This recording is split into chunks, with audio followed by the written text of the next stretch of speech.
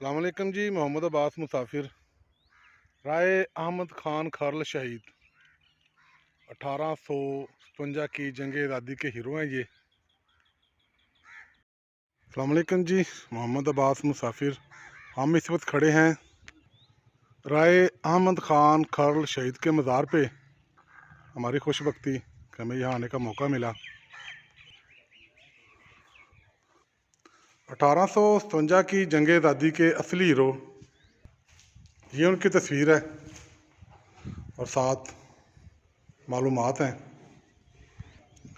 इनकी जो कहानी है वो आप पूरी तहरीक है, किताबें हैं, आप पढ़ेंगे तो हैरान रह जाएंगे कि जब चारों तरफ लोग अपने मफादात को देख रहे थे, बड़े बड़े चीफ जगीरदार अपने अपने मफादात देख रहे थे, उस वक़्त राय अहमद ख़ान खर्ल शहीद और इसके पूरे ग्रोह ने ज़ाती मफादात की बजाय इज्तमाई मफादात को तरजीह दी।